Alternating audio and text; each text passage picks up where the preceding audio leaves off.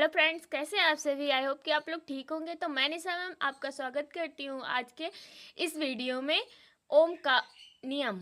ओम का नियम हम आपको बताने वाले हैं कि ओम का नियम कैसे सिद्ध किया जाता है।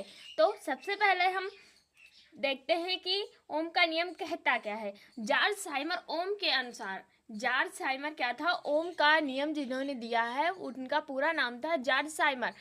जॉर्ज साइमर ओम के अनुसार यदि किसी चालक की भौतिक अवस्था, ताप, दाब, माप आदि में कोई परिवर्तन ना किया जाए तो चालक के सिरों के बीच लगा विभवांतर उसमें प्रवाहित धारा के समानुपाती होता है। मतलब कि जॉर्ज साइमन ने बताया कि किसी भी चालक की भौतिक अवस्था, मतलब किसी भी तार की भौतिक अवस्था जैसे ताप है, माप है, दाब में जब कोई परिवर्तन नहीं किया जाता है तो उसमें बहने वाली धारा नियत रहती है। जैसे कि ये कोई तार है, तार में जो बहने वाली धारा है आई है और इसका विभवांतर क्या है, वी। कहते हैं ना कि आज लाइट धीमी आई है तो इससे क्या क्या कहते हैं कि वोल्टेज कम है। जब वोल्ट में कमी आएगी तो धारा में कमी आएगी। तो आप लोगों को यह समझ में आया। अब हम बताते हैं तो क्या होगा यहाँ पास, वी विभवांतर क्या होगा, वी। और ये क्या होता है, इसके समानुपाती होता है। क्या लिखा है, विभवांतर उसमें प्रवाहित धारा के समानुपाती होता है। तो यहाँ पास हम क्या लगा देंगे, समानुपाती का चिन्ह लगा देंगे। ये क्या होता है, समानुपाती का चिन्ह होता है। वी समानुपाती आई। अब हम इसे ऐसे भी लिख सकते हैं, वी बराबर आई आर। वी बराबर आई आर। जब समानुपाती का चिन्ह हटेगा तो आर आ जाएगा। आर यहाँ पास क्या है, नियतांक है। और हम इसे ऐसे भी लिख सकते हैं, आर बराबर आर। हम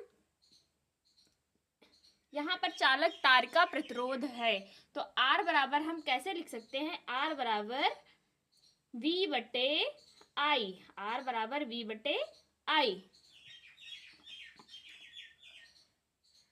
और अब हम देखते हैं कि यहाँ R क्या है, V क्या है और I क्या है। तो R बराबर हमारा है प्रतिरोध और V बराबर क्या है, विभवांतर।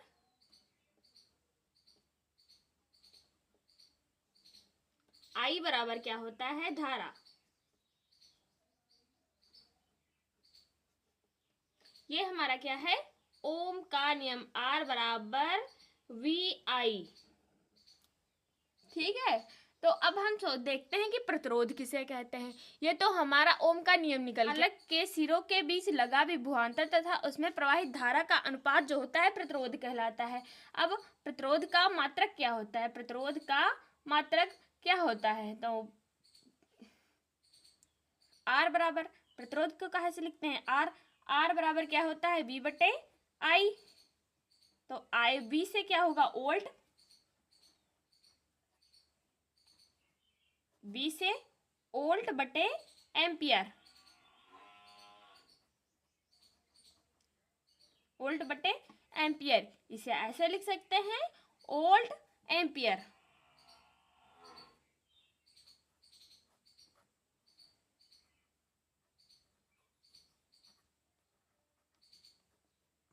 आई होप कि आप लोगों को समझ में आया होगा।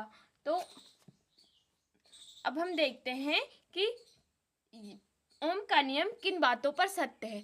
तो धातु चालक के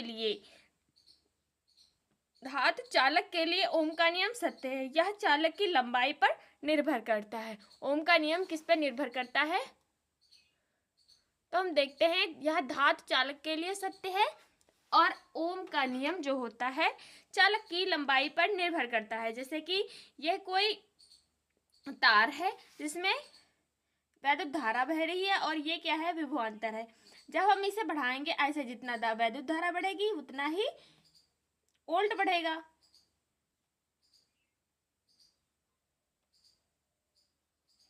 ऐसे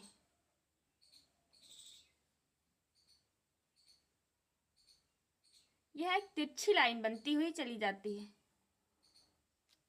तो ये हमारा ओम के नियम का डायग्राम होता है। तो इस तरह हम ओम के नियम का सत्यापन कर सकते हैं। आई होप कि आप लोगों को ओम का नियम